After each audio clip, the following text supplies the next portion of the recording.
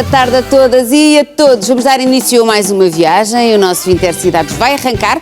Hoje temos um programa cheio de sugestões culturais para todos os gostos, livros, cinema, música, mas também vamos falar sobre algo muito importante e que nos toca a todos. O que é isto de sermos felizes no trabalho? Que condições são necessárias para que consigamos ser felizes no trabalho? Vamos saber. Hoje vamos passar pelo Porto, por Lisboa, Nazaré, Arganil, Benavente, por isso, ponha o cinto de segurança, a viagem vai começar.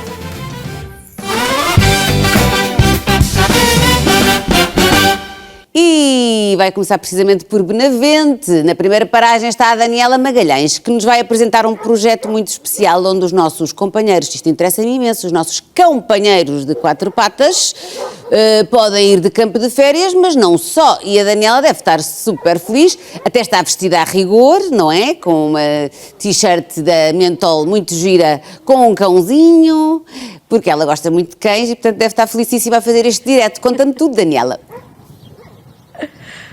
Olá, boa tarde. É isso mesmo, Rita, já disseste quase tudo, como deves imaginar, estou super contente, acho que isto é o meu ponto alto da semana. Já vão conhecer todos estes companheiros de que falavas.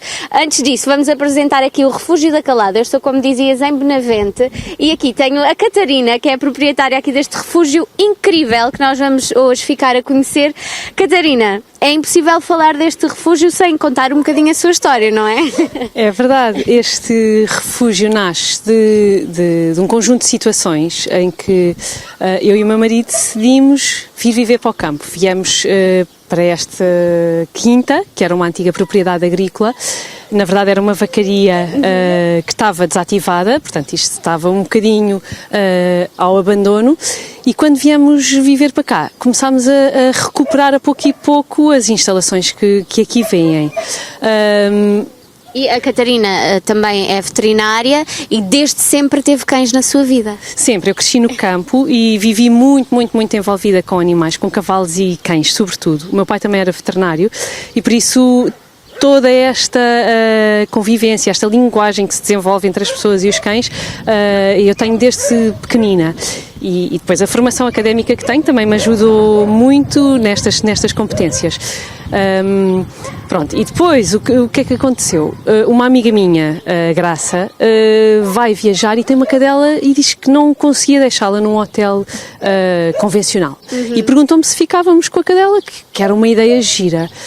Nós ficámos e realmente correu lindamente e começámos a amadurecer esta ideia e por Graça começámos a pôr esta hipótese e nasceu o Refúgio da Calada. Nessa altura já viviam aqui porque vocês também vivem aqui? Sim, nós vivemos aqui. Foi quando a nossa filha mais velha fez 1 ano que decidimos deixar Lisboa e vir viver para aqui. Sim. Isto era uma propriedade do meu marido, da família dele, do meu sogro. E pronto, tomámos essa decisão. Temos filhos, queremos criá-los no campo, ter essa sorte de poderem viver à solta e ter uma infância assim despreocupada. E foi espetacular. E com isto do Refúgio da Calada, acabámos por, a pouco e pouco, e no meu caso, largar as outras coisas que fazia, a parte clínica, a parte de lecionar, que eu dava aulas na universidade também, e fazia 1000 ofícios e foi ótimo, porque acabei por ficar sempre cá. E pronto, e hoje em dia não tenho tempo para mais nada. Claro, e tem aqui muito trabalhinho e isto é um trabalho que é 24/7 praticamente. É verdade. Ainda por cima a viver mesmo aqui ao lado. É verdade.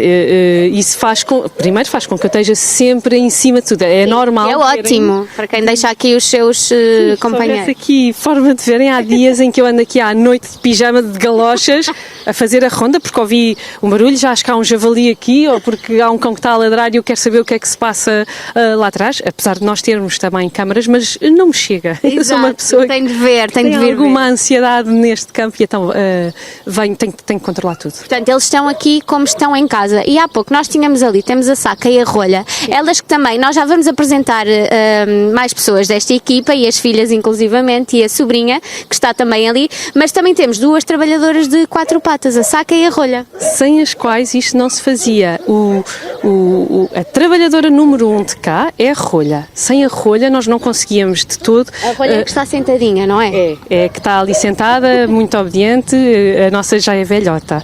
Mas quem me ajuda a construir matilhas, aquilo que nós fazemos aqui na verdade mesmo, é construir matilhas saudáveis e isso só se consegue fazer com a ajuda de um alfa. E aquilo que a rolha faz é um trabalho de controle, ela identifica e corrige cães que possam de alguma forma ser mais destabilizadores e ela passa a mensagem que, pronto, que aqui as regras que existem não se pode chatear, nem os cães têm direito a não se deixar chatear, mas não podem ir chatear os outros. Não há espaço para bullies, não há espaço para cães que não sejam sociáveis e a rolha dá logo sinal. Ela faz o teste com um profissionalismo espetacular. É a controladora aqui do espaço. Nós agora, elas vão ter de ficar aqui, não é? Elas agora vão ficar... Porque nós vamos fazer uma coisa que se passa aqui todos os dias. Eu acho que quem deixa os seus animais, quem tem de os deixar num hotel, vamos dizer assim, vai ficar muito agradado com esta experiência. Aquilo que nos distingue muito da maior parte dos outros hotéis é o espaço que temos, é a liberdade, porque o facto de construirmos matilhas faz com que eles possam andar soltos a maior parte do tempo. Eu tento mesmo não ter que os fechar fora, além do paddock. Os paddocks são zonas muito grandes vedadas. Nós temos isto organizado em diferentes paddocks para onde as boxes dão. E a ideia é eu nem sequer ter que fechar as boxes, eles poderem circular dentro, a sua matilha circula de um lado para o outro, podem escolher com quem dormem, convivem o dia todo, nós andamos sempre lá, controlamos muito tudo o que aqui se passa e aquilo que nos distingue mesmo é, além dos paddocks, nós temos uma área enorme de quinta e fazemos passeios diários aqui. Diários. E este vai ser o momento em que vão soltá-los todos. Vamos soltar uma matilha, esta matilha tem 15 cães e são todos diferentes. Eu adoro ter matilhas heterogéneas, tudo às cores, cada um do seu tamanho. Eles são agrupados de acordo com as personalidades. Nós temos e conhecemos todos os cães como a palma das nossas mãos. Nós conhecemos-lhes as personalidades, o que é que gostam, o que é que não gostam, as embirrâncias, que tipo de cães se dão bem com eles. Portanto, isto tem que ser bom para todos os cães. Ou seja, é tal como uma pessoa, conhecem cada um deles o nome e aí vêm eles agora. Atenção, olha lá, eles estão prontos para a caminhada, porque eles já sabem que isto vai ser uma caminhada. Sabem, isto é uma loucura. Olá! E este é um momento de euforia, logicamente, que eles estão todos contentes. Esta vem mais devagarinho. Não, mas ela faz tudo.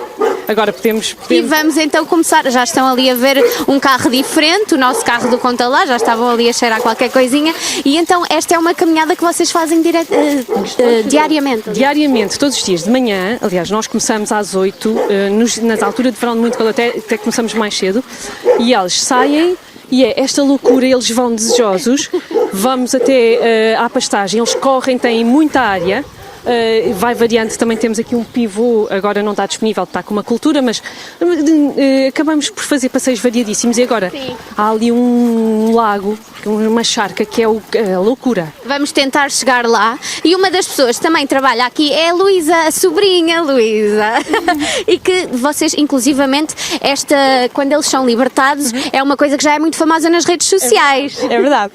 Nós fazemos este vídeo porque os nossos seguidores adoram e é super divertido. Introduz logo na nossa caminhada e pronto, nós optámos pelo formato de vídeo para dar as notícias aos donos, porque acreditamos que é muito mais orgânico e verdadeiro, os donos conseguem ver Sim, é diferente do que ver uma fotografia. Sim, ou uma mensagem a dizer que o cão está ótimo, os donos que conhecem os seus cães, ao ver o vídeo, conseguem ver que ele efetivamente está radiante, está muito feliz, está a ter cão, porque aqui eles rebolam, correm.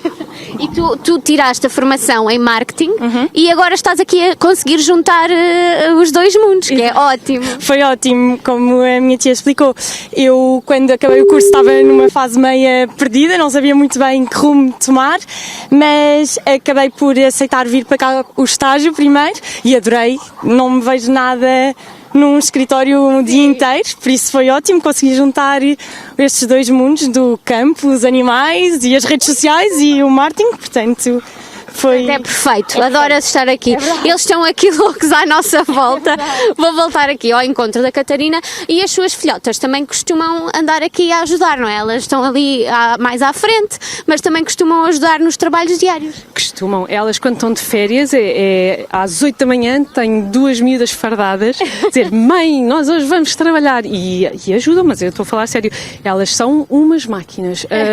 A Maria e a Catarina são perfeccionistas e então preparam umas rações, ajudam a dar as comidas, porque os cães comem todos separados. Pois, é porque eles momento todos super comem, inclusivamente, coisas diferentes, não é? Não é a mesma comida para todos. Não, cada um tem que trazer a sua comida. Nós recebemos cães que têm problemas alérgicos ou gastrointestinais. Nós fazemos esse trabalho de cada um come a sua coisa. Comem, têm que comer separados, porque para além do stress da altura da comida, é a responsabilidade, porque um cão... Ai, este é cachorrinho, eu distraí-me logo, não dá. Sim, e então elas são espetaculares nisso. E depois brincam com eles. Estes cães precisam muito de atenção. Certo. São cães de... Aliás, eles também vêm aqui, há pouco a Catarina até me contava que alguns donos, quando eles regressam a casa, eles estão sem baterias e os donos já nem reconhecem os cães. Nós rimos muito e fazemos essas publicações, que é o efeito refúgio, que é uma ressaca, porque eles saem daqui estourados, porque passam os dias assim neste registro, é como querem, sobretudo a primeira vez que vêm, porque não sabem quando é que acaba, então eles dão tudo, até acabar eles estão sempre a dar tudo, depois chegam a casa desmaiam, Claro. Passam 2 dias que nem dão sinal. Que é também um dos grandes objetivos eles poderem ter aqui experiências que não têm num apartamento, não é? Também porque a maioria se calhar vem de apartamentos, imagino eu. É verdade, Daniela. Há cães que eles próprios, se calhar, nunca tiveram tão relaxados como depois de sair daqui. E há pessoas que, quando veem os cães num registro de cansados e satisfeitos, eles próprios veem, bem, eu tenho que levar o cão mais vezes, porque é um efeito. Depois de ter em casa um cão calmo, é espetacular. Exato. E eles, vocês funcionam como hotel para eles ficarem, mas também há quem faça isto como se fosse uma creche, não é? Sim, há pessoas variedíssimas pessoas que vêm... Ai.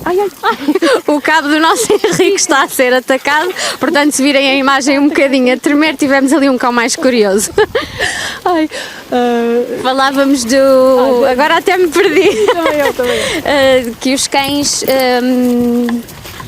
Sim, vão para cá, como creche, exatamente. Sim. Ou seja, que utilizam como uma creche, que durante o dia estão aqui e depois voltam para casa. É uma solução, sobretudo para cães. A maioria dos nossos cães é da zona de Lisboa. Às vezes isso torna um bocadinho difícil a parte de creche, mas há pessoas que vêm de Lisboa e trabalham aqui e trazem-nos os cães, e há pessoas aqui da zona que os deixam de manhã, vão trabalhar e apanham-nos depois ao fim do dia cansados, e fazem isso 1, 2, 3 vezes por semana.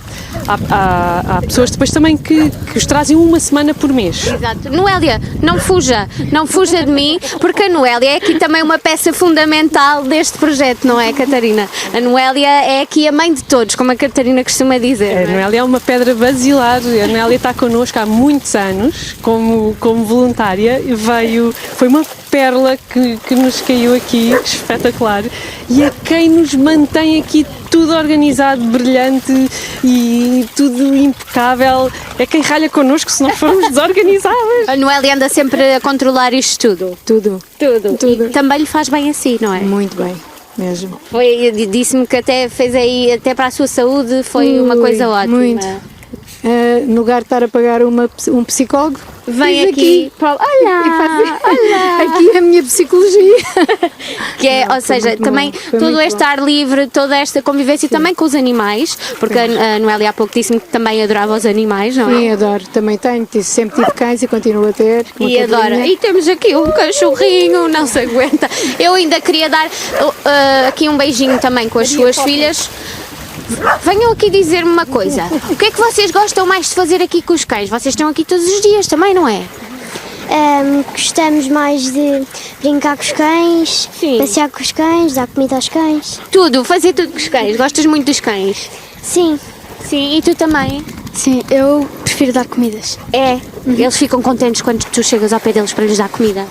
Ficam. E gosto muito de os ver assim todos felizes. Olha, eles já estão aqui, porque eles já todos conhecem estas duas meninas e toda a gente, todos estes animais já as reconhecem e ficam muito contentes quando chegam ao pé delas.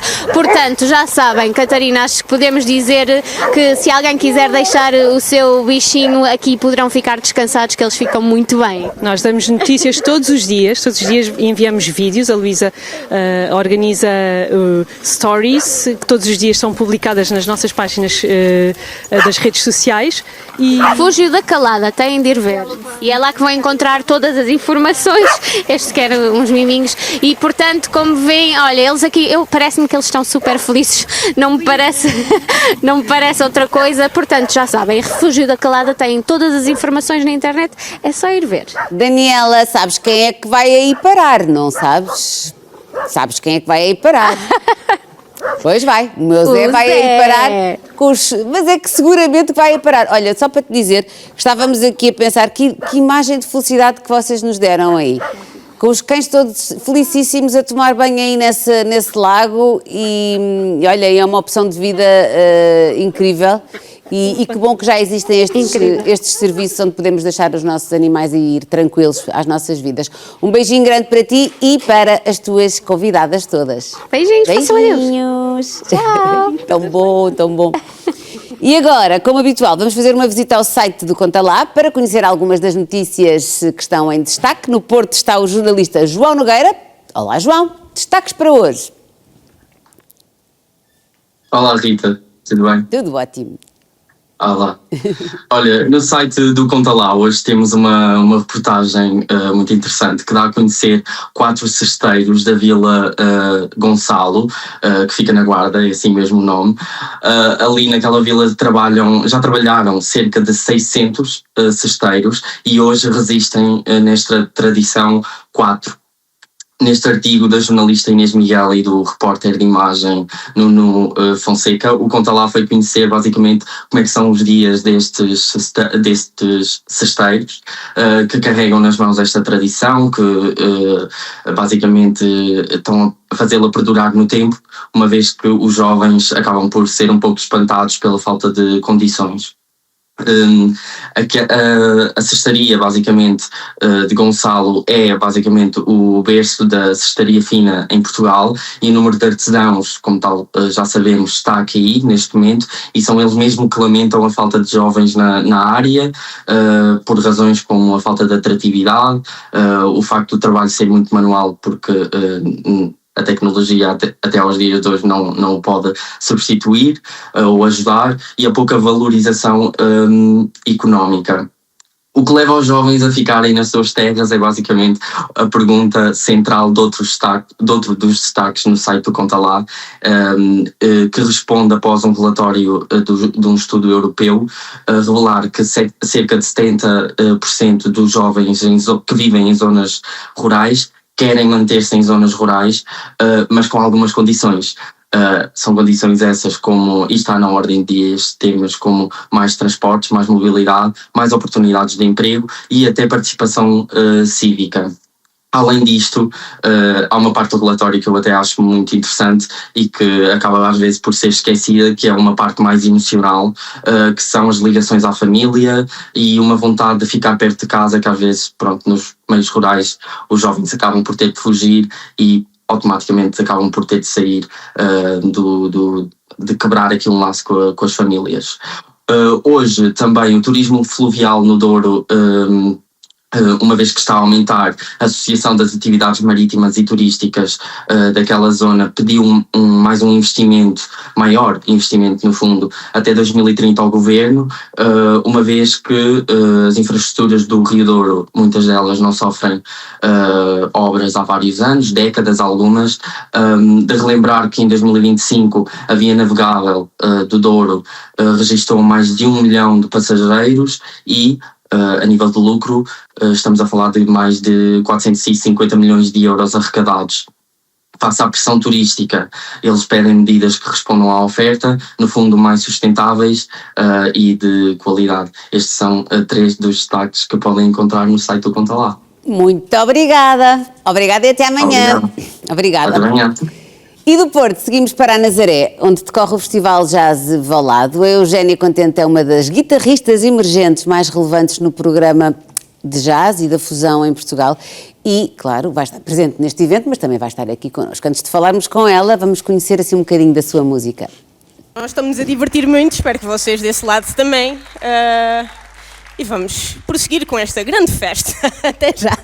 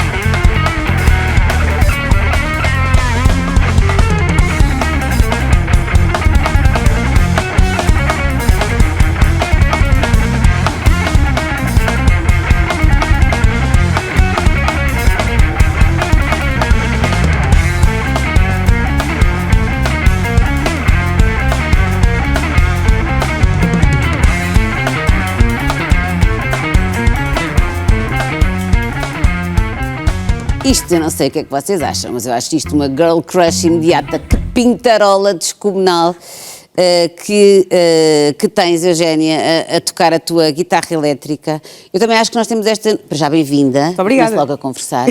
E bem. Porquê é que nós ficamos tão impressionados quando vemos uma mulher a tocar guitarra elétrica? Porque ainda não é assim tão comum. Não. Infelizmente ainda não é. Eu sei que é algo que tu pensas muito, não é? Eu deparo-me muitas vezes com essa questão, pelo menos. Toda a gente me pergunta como é que é ser uma mulher no mundo da música e isso...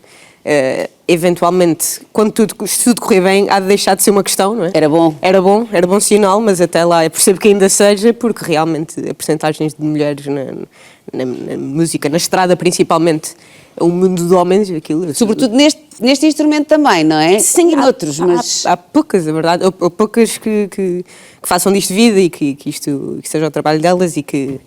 E tu durante o teu percurso já sentiste que isto...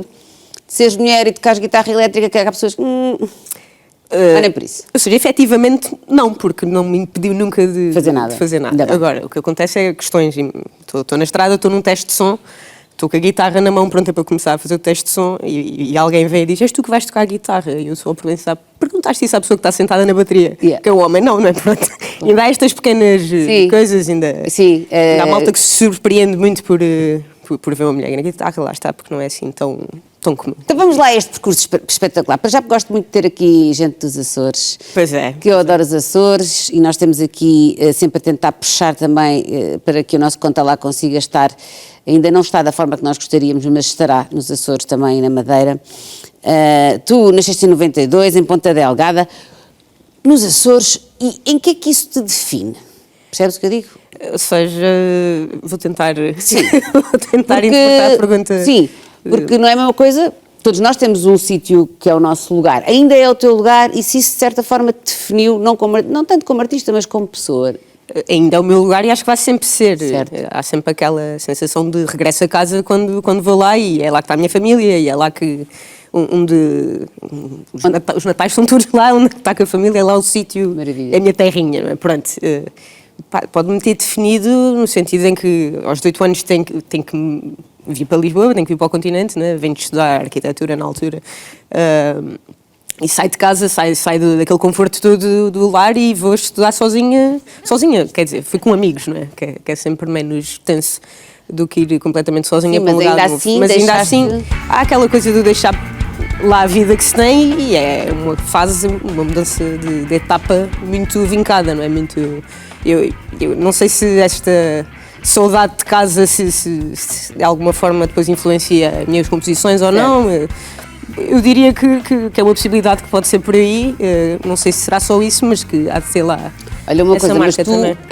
já lá vamos, porque tu começas por estudar arquitetura precisamente, depois deixas, mas a música começa antes, não é? E começa com a influência do teu pai, que foi muito, Sim, uma influência importante. Foi o meu primeiro professor de guitarra, digamos assim. Tu lembras da Tinha- primeira vez, como é que, o primeiro contacto com a Com a guitarra? guitarra, o primeiro contacto foi assim: pai, posso ter uma bateria? E ele: não, Faz muito barulho. Exato, olha aqui uma guitarra. E eu: olha, boa. O primeiro contacto foi mais ou menos este. A partir daí, ele sabia os acordes, as coisas básicas, né? E desenhou-me. O teu pai é tipo, música amadora, é isso? O meu pai tinha uma banda que era chamada Banda de Garagem quando Adoro. era miúdo. E Era um pai super cool, Exato, desculpa lá. exato, tocava lá nos bailes ele é Então? de São Jorge, tocava lá nos bailes da ilha, então sabia os acordes e passou-me, desenhou numa folhinha a escala da guitarra, não é? Com os pontinhos, com o nome dos acordes por baixo, e eu estudei aquilo até já ninguém me pediu, havia em casa, não é? Pronto, e depois, isso foi aos 9 anos.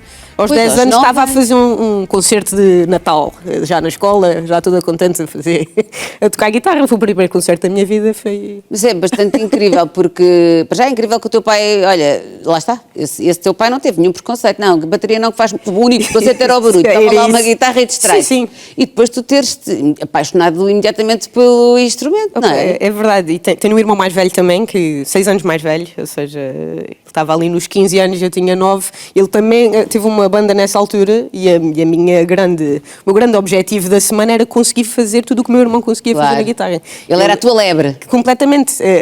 E o meu dia preferido da semana era quando eu ia para o ensaio, infiltrava-me no ensaio dele, que eu tinha que levar a irmã pequenina que estava para lá a ouvi-los tocar e ia para casa depois tentar Mas agora reproduzir deve aquilo sentir que... super orgulho. Mas Assim, ultrapassaste o mestre.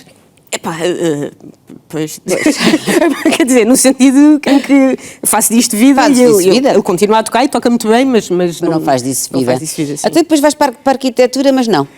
Pá, mas não mesmo. Quer dizer, pá, não vão para a arquitetura, não façam isso Que à vossa engraçada. vida. Mas Pelo não amor de Deus. mesmo. Pelo amor de Deus. Não, pá, não se metam nisso. A não ser que eu não fazer 3 diretas por semana a fazer maquetes, pá, aí é incrível. Aí vão para a arquitetura. Que aí, se calhar... E quando vens para Lisboa, nessa mudança, que foi uma mudança muito grande na tua vida, não é? Aos 18 anos, de cima não gostavas do curso, e depois aí é que faz a tua formação musical em Lisboa? Muito mais tarde fiz o mestrado em arquitetura, ainda fui Ai, estagiar. andaste sim, mesmo fiz ali? foi a sério. Não desististe, aquilo foi- Pá, pois, teve de ser na altura, era o que fez Pronto, mais era o sentido que naquele tinha que ser. negócio com os meus pais. Era o que é plano que- B. Era, sim. E só quando já estava a estagiar num escritório é que me inscrevi na altura no Hot Club Portugal e fui estudar jazz. E pronto, nessa altura, já com 23 anos, já muito mais tarde. Olha uma coisa, mas quando foste para Lisboa levaste a tua guitarra? Levei. Portanto, nunca a deixaste, ou seja, ela andou sempre contigo. Coitados dos meus colegas de casa que tinham que... Eu Super trabalhava... infeliz na arquitetura e depois ali muito melancólica. Isso, eu trabalhava para a faculdade até às 2 da manhã, depois das 2 da manhã às 4 da manhã ia tocar guitarra e acordava sempre meia hora ou uma hora mais cedo para tocar a guitarra antes de ir para a faculdade. Eu tinha que estar sempre a tocar. Realmente Era deve ter para tido uns conseguir... grandes parceiros de... Pois era. Opa, claro que à noite não ligava aquilo com o amplificador ligado, não é? Claro. Portanto, mas... Como é que fazias com os- É fones, sim. Quando é que começaste a perceber, ok, espera aí que isto vai funcionar porque eu realmente sou boa a fazer isto? Eu sempre achei que assim que acabasse o curso de arquitetura ia Adeus. fazer o que queria, ia conseguir e a verdade é que isso aconteceu. Eu enquanto estava no escritório já conseguia ter uns concertos em paralelo. Com isso conseguíamos já orientar mais ou menos... Quando é que fundaste o teu trio? 2021. Exato, sim. Já tinhas saído... Foi ali pandemia, apanhou 20... E ainda estavas no escritório? 2020 já não estava, não. Não? Não, aí já não estava, não. E depois 2018, lançaste exato. um primeiro disco a 2023? Certo? Certo. E a coisa começou a correr muito bem. Fizemos um primeiro concerto no final de 2022. Pá, saímos desse concerto, achei isto tem que ir para o estúdio, temos que gravar isto, divertimos-nos muito a fazer isto, faz sentido que isto seja materializado, não é? E orientei as coisas todas nessa altura para irmos para o estúdio gravar o álbum e a partir daí tive mais concertos. E o que é que te inspira a concertos. compor? O que é que tu gostas de compor? Pá, eu tenho Como é que isso acontece? Como é o teu processo? É muito uma coisa meio egoísta, que é o que é que me apetece tocar, o que é que me apetece ouvir, Ai, o que é que bom, me apetece fazer. refrescante. E é pouco a pensar no que é que aquilo... O que é que as pessoas vão dizer ou o que é que vão achar? Ou o que é teu.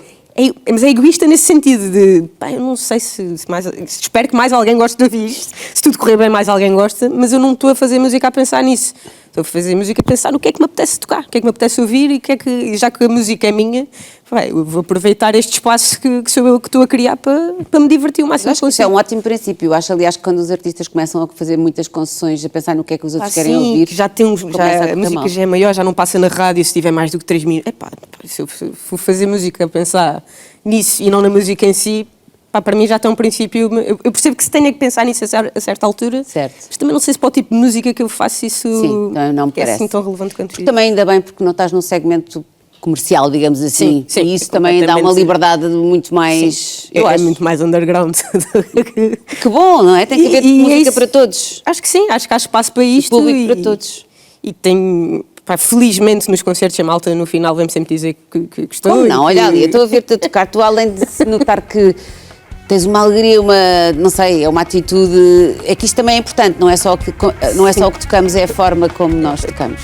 Idealmente conseguimos sempre transmitir alguma coisa a quem está a ouvir, e se a postura for de eu não estou a curtir o que estou a fazer, isso não vai acontecer. Não vai dar. Então, não que isto seja forçado, atenção, é só eu estou mesmo a divertir a fazer aquilo. Nota-se bem que estás a divertir. E ainda bem muito. que isso passa para fora. Olha, quem nunca ouviu a Eugénia pode então fazê-lo a 16 de maio, no Festival de Jazz Valado de Nazaré 2026, num concerto que se insere aqui numa programação que valoriza novas vozes e o papel das mulheres no jazz contemporâneo. Muito bem, ainda bem que já há programadores a pensar nisto e mulheres como tu. A mostrar que é possível e com uma grande pintarola. É desta forma que fecho esta entrevista, que foi da mesma forma que comecei. Obrigada. Muito obrigada. Corra tudo muito bem. Obrigada. Muito obrigada. E parabéns. E da Nazaré viajamos até Arganil, onde está à nossa espera a nossa leitora preferida, a Tamara Simão, que nos vai dar sugestões preciosas de leitura. A próxima paragem está a Tamara.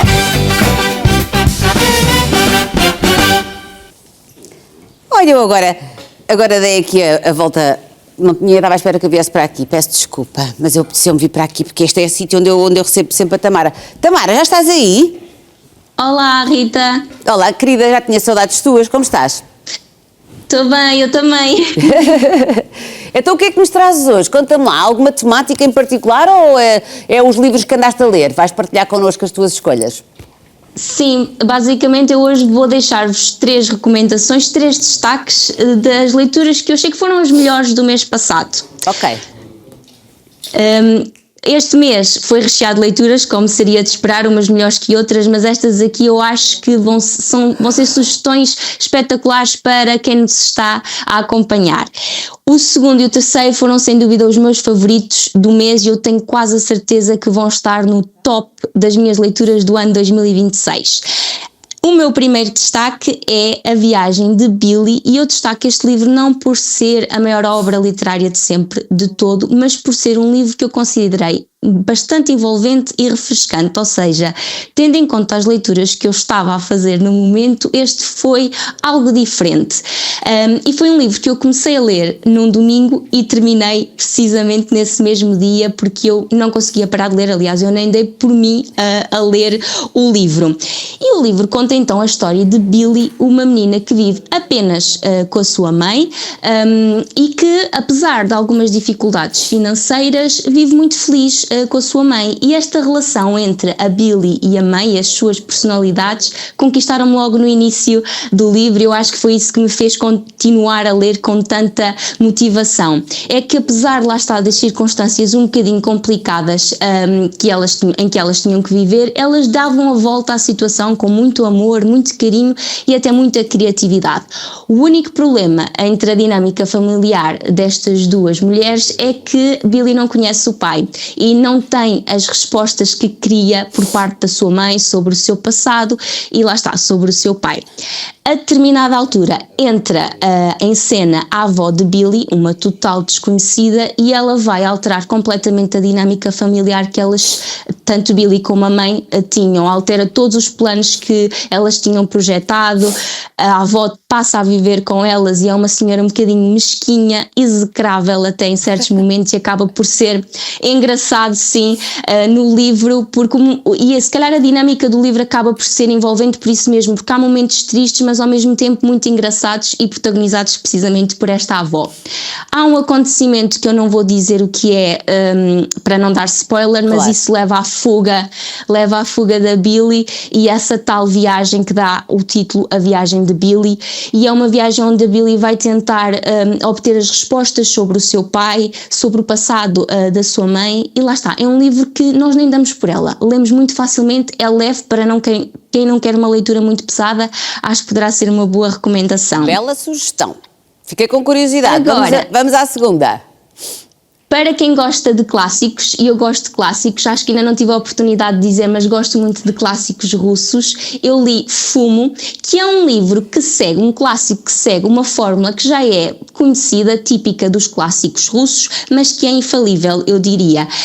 Temos um amor cruel, uma crítica à aristocracia, à sua monotonia e à sua futilidade e, claro, um comentário político, como também é típico destas obras. O pano de fundo é a sociedade do final do século XIX e o enredo também é muito simples. Temos um jovem honesto, supostamente honesto, que está prometido noivo de uma mulher, Tatiana, mas que acaba por se envolver com outra, Irina, que é também casada e que já havia magoado o nosso protagonista na juventude. E é a partir deste triângulo amoroso, deste enredo muito simples, como vocês podem ver, que o autor vai criticar a sociedade. Aliás, ele faz um retrato nada lisonjeiro da sociedade russa. E ele não poupa ninguém, ele tanto critica conservadores aristocráticos como critica radicais revolucionários. Ele faz isto tudo através dos diálogos das personagens. Quer uma Rússia mais aberta à Europa e às ideias europeias, e critica muito aqueles que tanto falam e acabam por não fazer nada de útil para a sociedade. O que eu mais gosto neste autor, já é o terceiro livro que eu leio dele, não é a crítica que ele faz, que é excelente, não é a forma como escreve, que é também excelente, mas é a forma como ele cria os enredos amorosos e como ele fala no amor, no seu poder tanto curativo como destrutivo, no seu impacto que na vida das pessoas e também no mundo. É um autor que eu de uma maneira geral recomendo muito, mas esta obra para mim foi sem dúvida 5 estrelas. É do Ivan Turgenev. Turgenev, exatamente. Okay. Exatamente. Vamos lá. Agora, o próximo livro é um livro que eu já tinha na minha lista de desejos há imenso tempo, mas só tive agora a oportunidade de o ler com esta reedição. Foi reeditado há relativamente pouco tempo. Expiação é um livro onde o amor tem um papel secundário, porque sem dúvida que o papel principal é da culpa. Há um filme muito conhecido, não sei se conheces, esse livro é maravilhoso, Rita. Já li do Ian McEwan, esse livro é incrível. Sim. Eu não conhecia, ou melhor, eu conhecia, mas ainda não o tinha lido. Li este mês e é absolutamente incrível, como tu disseste. Eu acho que vai ser muito difícil eu esquecer-me do enredo e da forma eloquente como o autor conseguiu contar esta história. Nós vamos seguir a Brioni, que é a personagem principal, mais ou menos desde a sua infância até a sua velhice, eu diria, e ela é descrita logo no início do livro como sendo uma criança com uma imaginação muito fértil, e para mim foi quase impossível não associá-la a uma personagem da Jane Austen, a Catherine, porque ela também cria enredos assim mirabolantes, cenários paralelos à realidade, e é esta tendência que a Brioni tem, que a faz interpretar mal uma cena entre a sua irmã Cecília e Robbie Turner. Esta interpretação leva a fazer uma acusação gravíssima que muda completamente tanto a vida da família da Brioni, da Cecília, como também a vida de Robbie Turner, que é de certa forma o mais afetado por esta acusação. Eu não consegui, não sei qual é que foi a tua interpretação, Rita, mas eu não consegui sentir de todo a empatia pela Brioni. Eu sei que ela era uma criança, mas foi tão difícil aceitar o facto dela precisar... Foi exatamente o que eu senti, sim. Mas não vamos dar spoiler. De anos. Sim, mas eu senti exatamente o mesmo. Pronto, e então, o final, eu não vou revelar o final, mas é construído de uma maneira absolutamente fantástica. Sim, e deixa algumas reflexões ao leitor, pelo menos a mim deixou, nomeadamente o facto dos escritores, porque a Brioni a determinada altura sente necessidade em escrever, e os escritores serem quase que como um Deus, têm nas suas mãos a possibilidade de mudar o destino e o final das personagens. Ora bem, sim, sim. Isso. Mas será que isso é suficiente? Acho que é a questão que fica e talvez quando não é possível uma expiação, uma redenção total, eu acho que o autor nos quer dizer que talvez a tentativa seja tudo. Pelo menos eu acho que a Brioni queria isso, ou seja, que a sua tentativa fosse suficiente. É um livro que eu recomendo mesmo muito, porque é absolutamente incrível. E fico feliz de tu também teres lido, Rita. Li, adorei. E agora estou com vontade de ler outra vez, porque esse é daqueles que se pode-se voltar. Olha, quando estamos, portanto, ora bem, dia 5, qual foi a tua média de leitura do mês passado?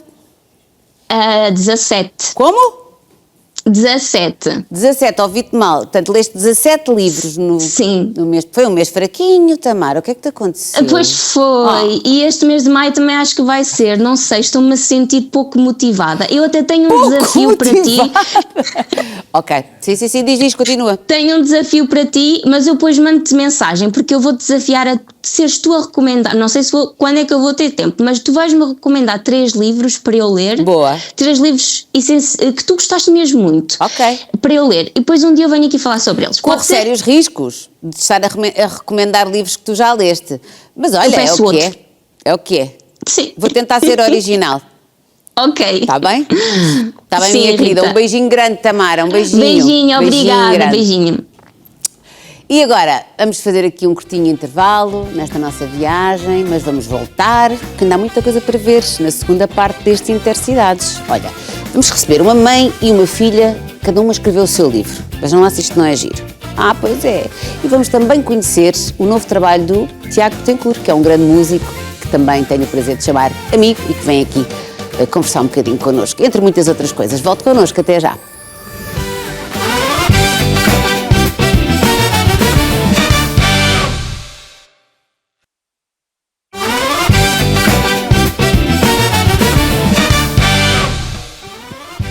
Inês, fazemos isto as duas, bora? Então vá. Bem-vindo de volta! É esta viagem de quinta-feira do nosso Intercidades, que regressa ao Porto, onde a mãe e a filha lançaram livros que falam de amor, empatia e ajuda ao próximo. Vamos começar por conhecer a Inês Subtil Pereira, de 10 anos, que escreveu o livro Os Óculos Novos da Marta.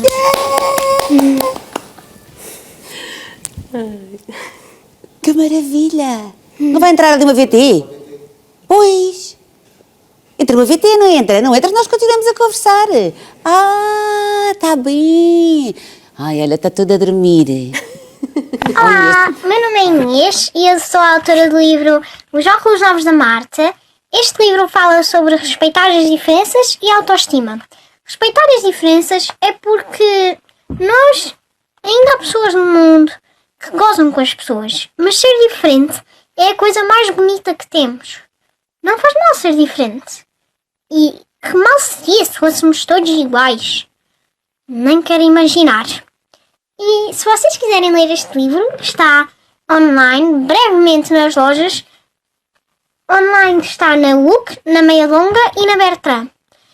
E se vocês quiserem mesmo ler este livro agora, podem pedir aos meus pais, porque nós temos livros aqui em casa para vender.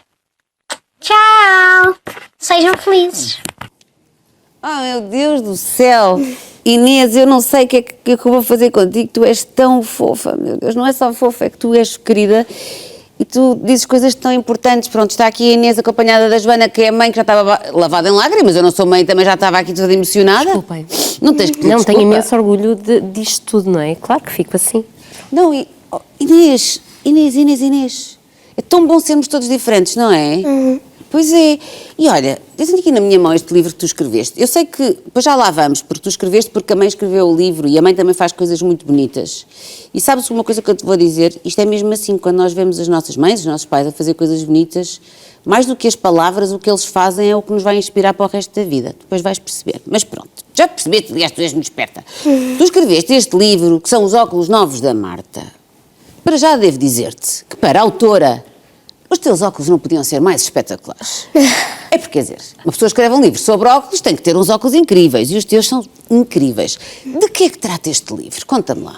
Trata-se de uma menina Sim? que ela era feliz, brincava com os seus amigos, só que um dia ela começou a perceber que não via bem e foi falar com a mãe dela. Claro, como se deve fazer, não é? Quando se tem um problema. Elas marcaram uma ida ao oftalmologista e ela teve que começar a usar óculos, mas quando ela chegou à escola, as pessoas começaram a gozar com ela e a dizer que ela era 4 olhos e ela decidiu que nunca mais ia usar óculos. Então, chegava à escola, tirava os óculos, mas quando voltava a ficar com a sua mãe, ela punha os óculos outra vez. Porque ela não queria ser gozada, não é? Ela ficava triste. Eu sei que tu não queres contar tudo, porque as pessoas têm que ler, mas tem um final feliz? Tem? Tem? Ou seja, achas que as pessoas que gozavam com esta menina perceberam que isso não se faz? Elas acho que perceberam, mas a Marta também percebeu que ela não deve mudar só por causa que os outros não gostam dela. Ai, meu Deus, que maravilha de miúda, a sério. Ai, não dá, isto não dá para se aguentar. Tens toda a razão, meu amor, é isso mesmo. Tens toda a razão.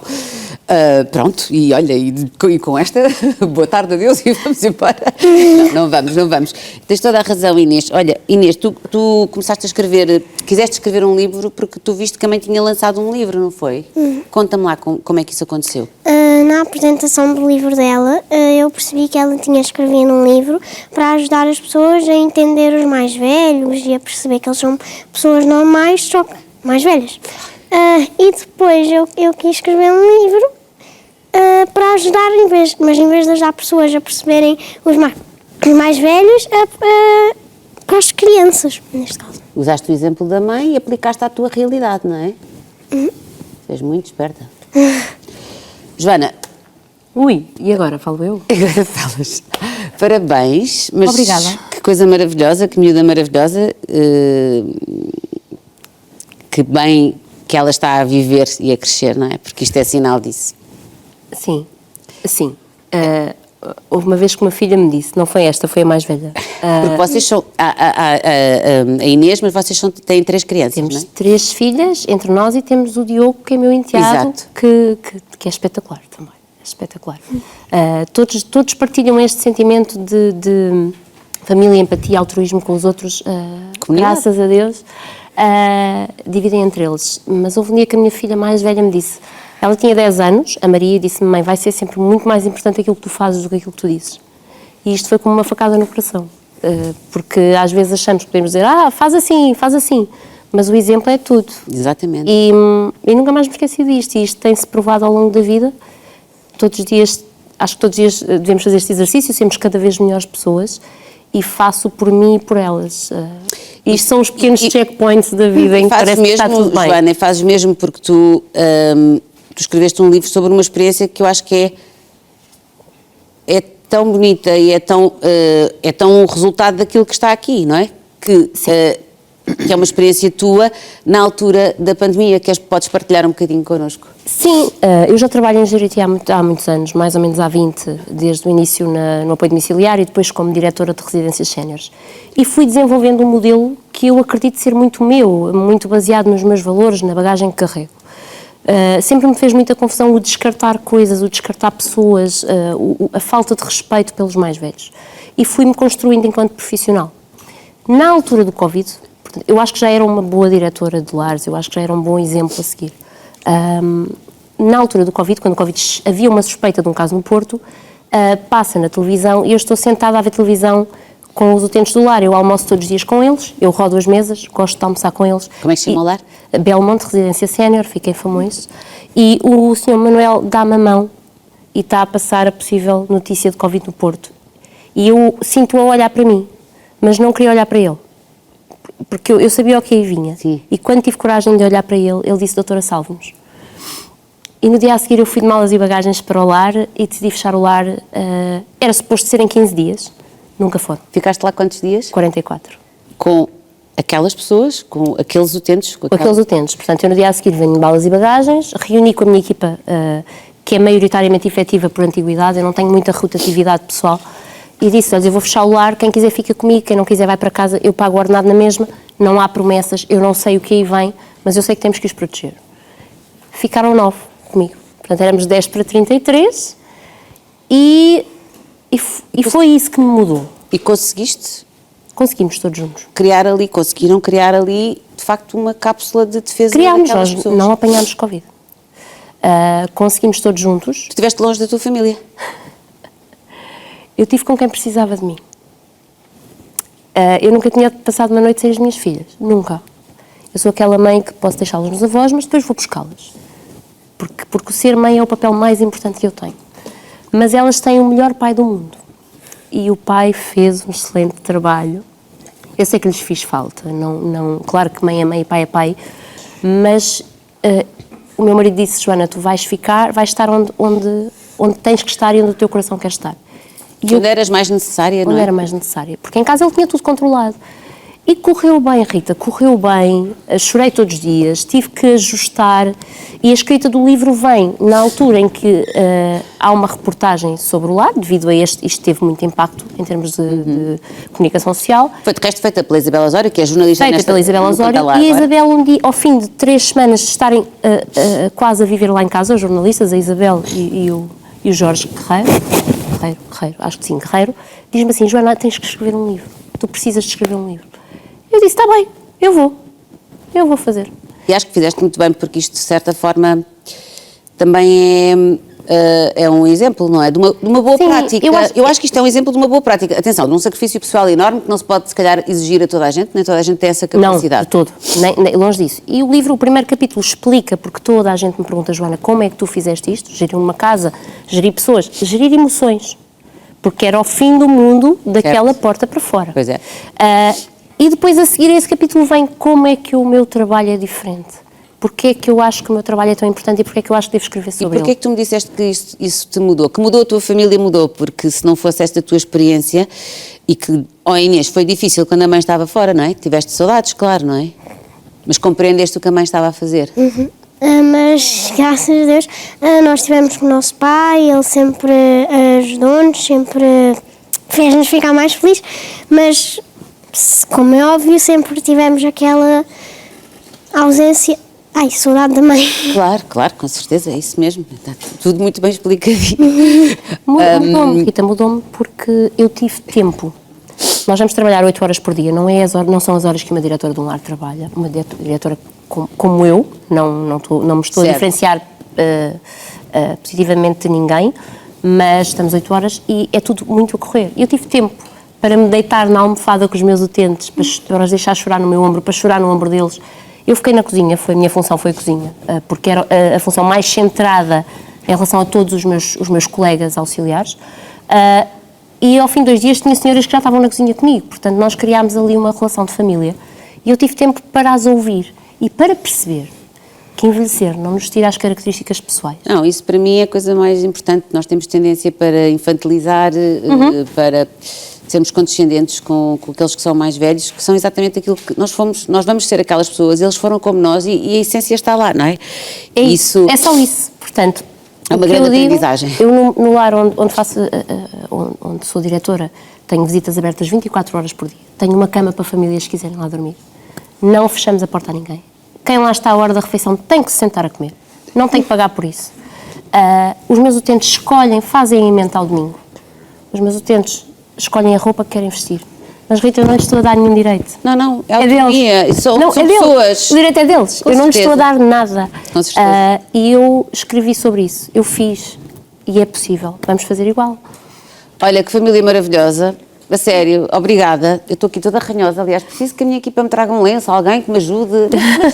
Sem pudor, traga-me um lenço, que estás a ver que eu estava aqui toda ranhosa. É do tempo, Rita, é do tempo, é das alergias. O tempo não ajuda agora. E é das histórias bonitas que vão passando por aqui, a vossa é muito bonita. Inês, olha, este é o primeiro de muitos, não é? Já estás a pensar em mais livros para escrever? Sim? Já estás mesmo? Ai, tens que pensar, porque eu acho que agora tu iniciaste aqui toda uma carreira, não é? Tu, o que é que tu queres? Já pensaste o que é que tu queres ser quando cresceres, ou ainda não? Eu queria ser informático. Informática?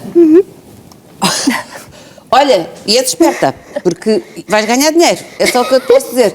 Porque todas as empresas precisam de informáticos e os informáticos, quando são muito, muito bons informáticos, ganham bastante bem. Está bem pensado, sim senhor. Mas pelo meio podes escrever nos livrinhos também, não é? Deixa-me só dizer uma coisa, Sim. tem sido muito interessante. A Inês não tem redes sociais, claro. Mas nós criámos uma rede social para o livro e temos recebido imensos feedbacks de meninas e de crianças que sofrem de bullying. Claro. As próprias crianças escrevem para a Inês. Depois eu faço copy e mando para ela ler. E de mães, e tem sido uma partilha muito bonita, porque apesar do bullying ser uma coisa muito feia, esta partilha é necessária e é bonita.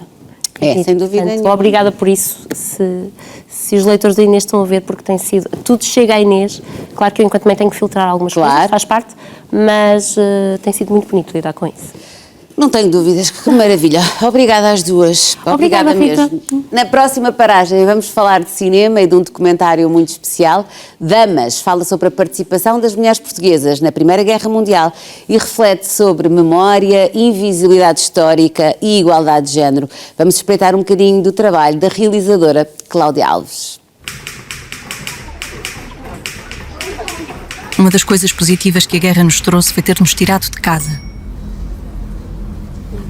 Muitas de nós envolvemos-nos ativamente no esforço de guerra e claro que isso não era bem visto, pois estávamos a meter-nos num assunto de homens. Em Inglaterra e em França, as mulheres estão a ser mobilizadas em massa para o esforço de guerra. E nós, mulheres portuguesas?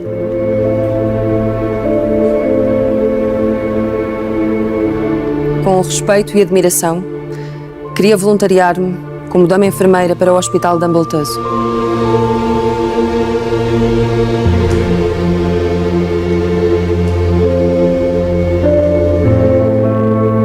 De repente não estava preparada para ir com elas, mas também não era capaz de viver sem elas.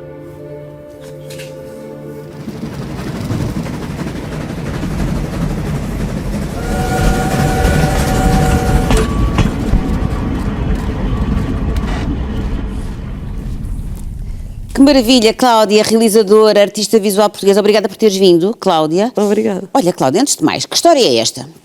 Que história é esta que tu descobriste e que foste retratar? Porque já lá vamos às dificuldades depois de retratar um episódio histórico destes, não é? Mas quem são estas mulheres?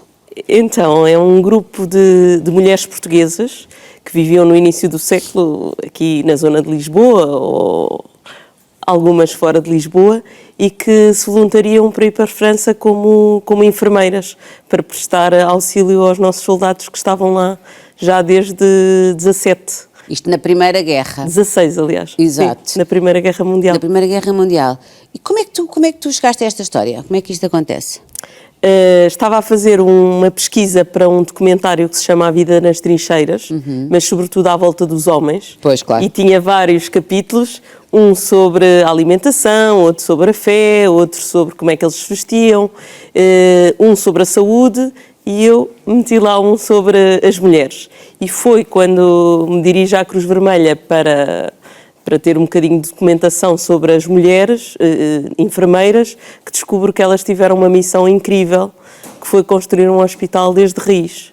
Extraordinário. E porquê é que tu achas que... Já quem eram estas mulheres? Quem eram? Eram mulheres diferenciadas? Cultas, diferenciadas, de alta sociedade, mas elas não eram... Podia-se achar que elas estavam sempre nos métodos de ténis, e estavam, pronto, e noutro tipo de ocupações, no chá das 5, mas elas também agarravam causas. E é por isso que elas acabam por frequentar inicialmente um curso de enfermagem, porque elas não eram enfermeiras, isto aqui ainda em Lisboa, no Hospital da Junqueira, um hospital que foi feito na altura para receber os feridos, mas percebem que se calhar o auxílio aqui em Portugal tinham que receber os soldados que vinham tão longe e para repatriá-los acabavam por não receber a assistência que precisavam no lugar, falando a língua deles, porque eles tinham assistência em hospitais ingleses, certo. Mas não era o mesmo conforto, claro, se fossem pelas mulheres portuguesas. E porquê que tu achas que, quer dizer, porque eu vou-te fazer uma pergunta que eu sei a resposta e tu também, mas vamos lá pensar um bocadinho nisto outra vez, não é? Estamos sempre nesta questão da invisibilidade das mulheres e também nos cenários de guerra isto é comum, não é? Só se fala do papel, aliás há muitas vezes até comentários muito machistas que é, pois, queres de igualdade de género, vai tu para a guerra, mas a questão é que as mulheres nas guerras têm papéis determinantes. Sim. E que caem muitas vezes no esquecimento da história, ficam invisíveis. Este é mais um exemplo, não é? Exato. E pronto, não só delas como enfermeiras, mas também penso nas mulheres que ficaram em Portugal a cultivar os campos, a cuidar das crianças dessas então nem se fala, ou seja, acabo por referir... É quase como se fosse uma coisa que era a obrigação delas, não é? E não era. E não era. Pronto, é verdade que eles passaram grandes dificuldades na frente de combate, claro. E elas, pronto, também sofriam com isso, com o facto de eles estarem longe, mas acabaram por agarrar muitos trabalhos que não eram na altura próprios para as mulheres e foi isso que lhes permitiu, portanto, essa condescendência, de certa maneira, acabou por ser a porta para as conquistas de emancipação. Exato. Naquela época. Olha, eu estou a olhar para trás porque ali no ecrã, também está ali no da frente, mas aqui no ecrã está atrás, as imagens são muito bonitas e eu queria tentar perceber como é que tu conseguiste fazer isto, porque tu deves ter algumas imagens históricas, digo eu, e depois fizeste reconstrução. Como é que tu conseguiste depois contar a história, não é? Porque não... Sim. Então foi um caminho entre o momento que eu encontrei os documentos e o momento em que eu decidi, ok, vou criar aqui um guião, uma voz própria, um retrato mais íntimo. Eu queria aproximar-me destas mulheres através dos sentimentos e os documentos, quer dizer, tinham cartas, mas as cartas tinham um teor mais oficial, as que estavam na Cruz Vermelha. Sim, eram...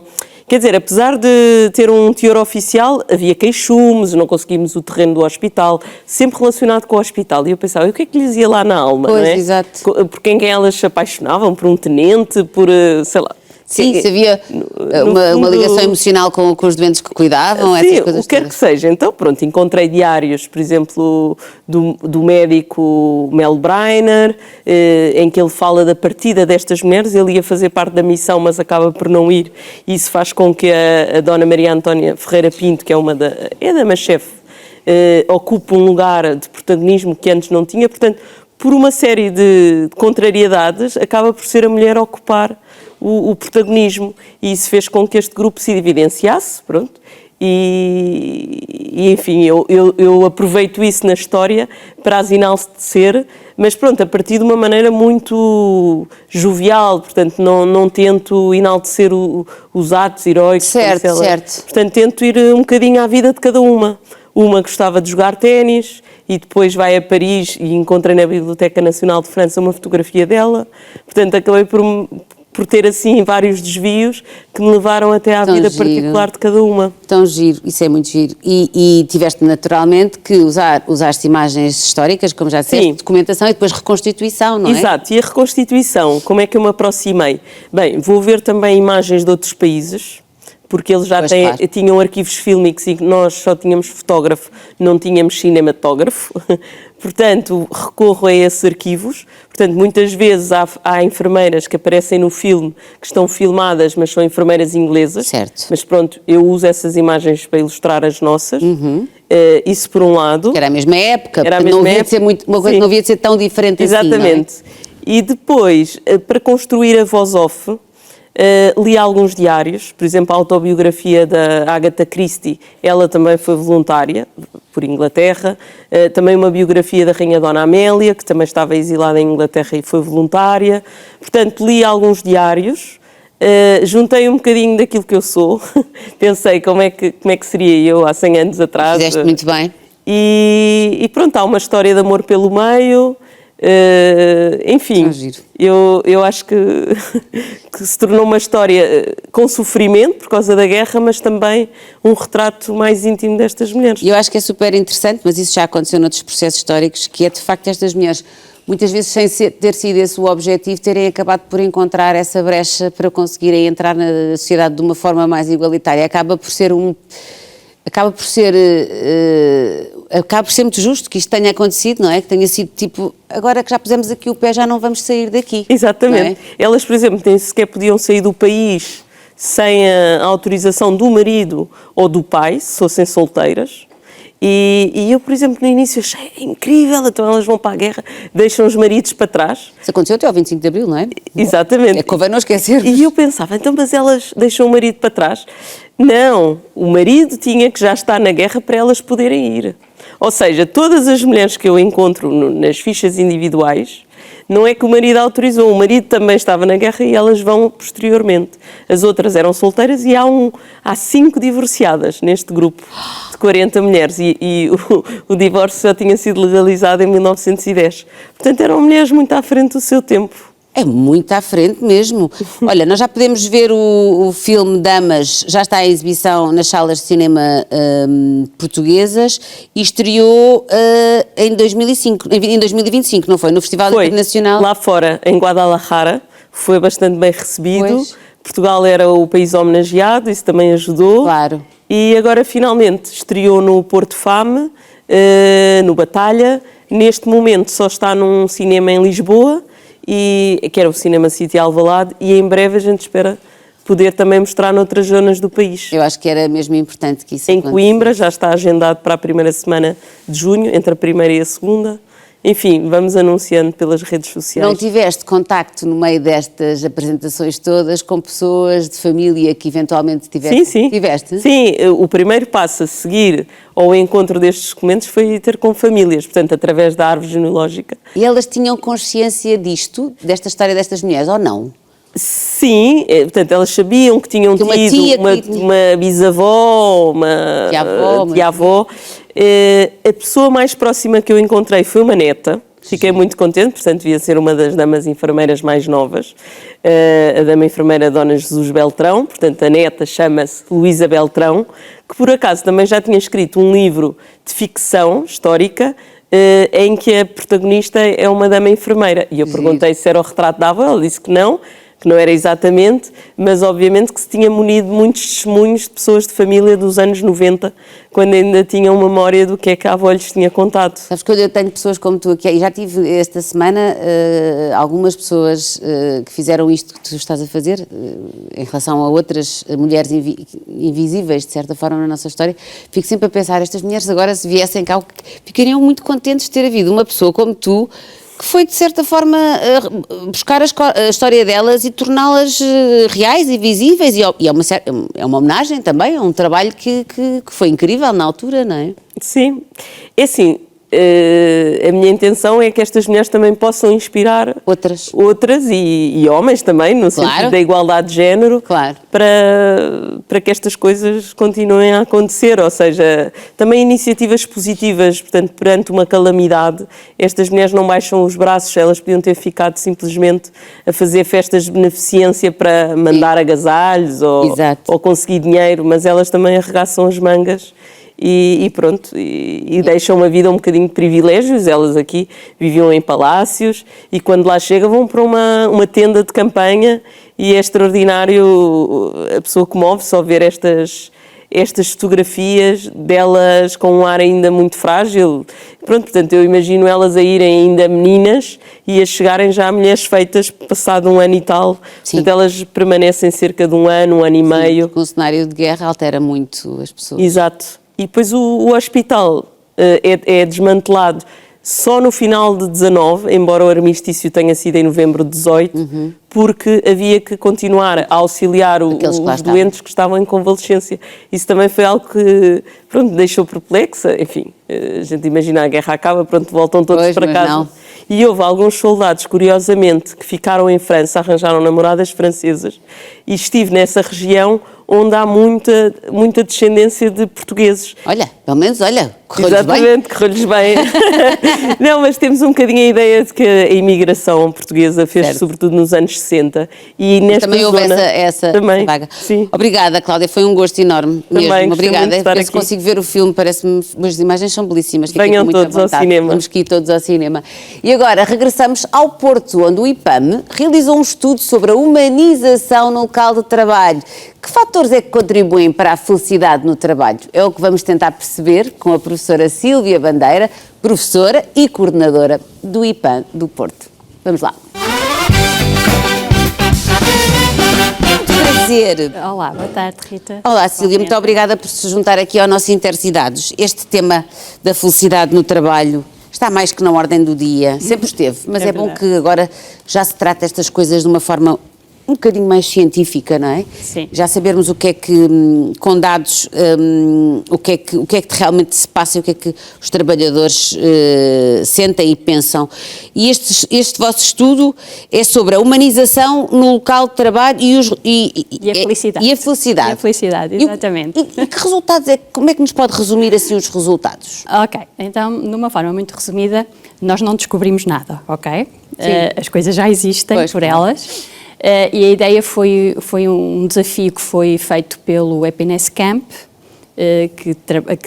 portanto é uma conferência que acontece no Porto em setembro e que reúne muitas pessoas da área dos recursos humanos e não só, e que acabou por nos desafiar a fazer este trabalho, perceber como é que a humanização das empresas, das organizações e a felicidade dos seus colaboradores poderiam estar aqui em sintonia, digamos assim.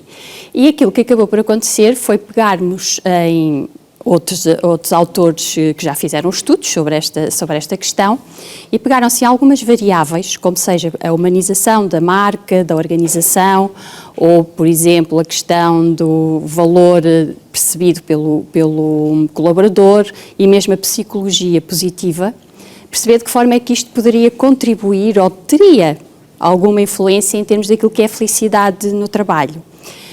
E do estudo que fizemos, portanto, nós fizemos a aplicação do estudo junto dos participantes do Happiness Camp. Para além do inquérito, fizemos também uma entrevista, depois algumas entrevistas, e percebemos que realmente estas variáveis têm peso naquilo que é a felicidade de qualquer colaborador na sua organização. E quais é que são estas variáveis? Foi isso que eu lhe acabei de dizer, é a felicidade no trabalho. Portanto, mas como é que nós sabemos que um trabalhador é feliz no trabalho? O que é que um trabalhador valoriza no trabalho? O que é que ele valoriza? Valoriza, por exemplo, uma liderança, não é? Não termos um chefe, mas temos um líder. Certo, que é muito diferente. Que é muito diferente, exatamente. A comunicação, a forma como a comunicação flui, o ver o outro como uma pessoa, não é? Eu resumia tudo a uma palavra, empatia, ok? Porque hoje em dia fala-se até muito em empatia e confunde-se empatia com simpatia, que são coisas distintas. Certo. E quando a empresa se coloca no lugar do colaborador, em que há liderança, em que há uma comunicação, em que há uma preocupação com o seu bem-estar em termos de trabalho, isso vai ajudar a que o colaborador sinta essa felicidade em termos daquilo que é o seu posto de trabalho. Portanto, o trabalhador valoriza mais até a forma como é tratado, a forma como é ouvido e escutado, do que o ordenado? Não. Não vamos por aí, não. É assim, é óbvio que a remuneração é importante e nós não vivemos num país das maravilhas, claro, em que não é necessário. Não, a remuneração é importante, mas esta vertente, juntamente com a remuneração, acaba por criar um ambiente muito mais próspero, digamos assim, ou seja, esta questão da humanização, quando nós falamos na humanização das organizações, nós estamos a falar numa perspectiva de que o colaborador está no centro. Portanto, não pensamos... Agora posso lhe perguntar, porquê que diz colaboradores? São trabalhadores? Eu sei, mas Nós não colaboramos, nós trabalhamos. Pronto, o facto de dizer colaborador é porque em termos de literatura fala-se muito em colaborador, não tanto em trabalhador. É só por isto, e portanto, e tendo em conta o trabalho que foi feito de investigação, nunca aparece, em termos científicos, não aparece o trabalhador. Seria curioso pensarmos todos um bocadinho sobre isso, porque realmente as pessoas trabalham, não colaboram, não é? Trabalham. Sim, trabalham. E colaboramos para que a empresa possa crescer, trabalhamos, ou seja, eu acho que há aqui um 50-50, não sei, é uma discussão, será um tema poderá ser um tema de uma próxima discussão, mas o facto de eu estar a dizer colaborador é mesmo por esta perspectiva de que, em termos da própria revisão de literatura que fizemos e do levantamento que se fez, a palavra trabalhador não aparece nessa perspectiva. Terá outras explicações. Exatamente. Eu insisto muito na palavra trabalhador, porque eu acho que é uma palavra realmente muito bonita e que traz uma carga toda ela também como é óbvio, a mim não me choca. Exato. De pessoas que se esforçaram, que lutaram para que pudessem ter direitos. Eu acho que isso é muitas vezes, por isso é que o colaborador já não traz essa carga, não é? Pois, poderá ter razão, sim, não vou dizer sim, que não, mas tem a ver mais por isso e não por nenhuma outra questão.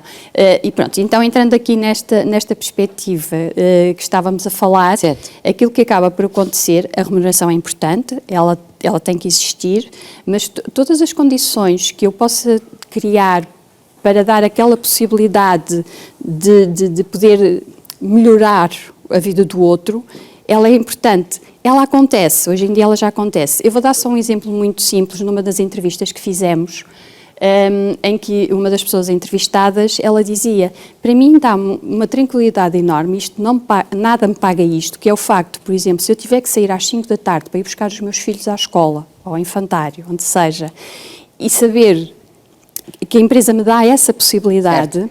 Essa responsabilização e também a autonomia, não é? É muito valorizada, sim, isso é óbvio. Sim.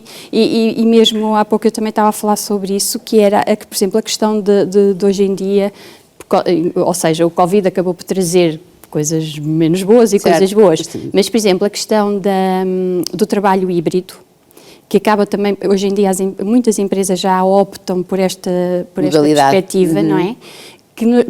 Que a nós, enquanto trabalhadores, nos leva a ver que a empresa confia no nosso trabalho, dá-nos autonomia e ajuda-nos a ter um equilíbrio muito maior entre aquilo que é a nossa... Se formos falar, Sílvia, com as gerações mais novas, isso é hipervalorizado, não é? Muito. Isto seria outra discussão interessante. Eu, por acaso, tenho aqui uma ideia que eu acho que deve haver aqui um meio termo, porque acho também, se for tudo em remoto, também se perde um bocadinho o contacto entre as pessoas, isso é super importante, mas alguma possibilidade de fazer para quem pode trabalho remoto também é muito boa, e é essa tal confiança que nós sentimos. A minha empresa sabe que eu estou a trabalhar, independentemente de estar a picar o ponto ou não, estou a trabalhar, não é? Sim. E isso é uma coisa que é muitíssimo valorizada. Também é valorizada a ética, a empatia, a coerência, ou seja, olharmos para cima e pensarmos que os nossos líderes, que não são os chefes, são pessoas bem formadas e que contribuem de uma forma positiva para a sociedade. Isto também é muito importante, não é? Sim, é importante.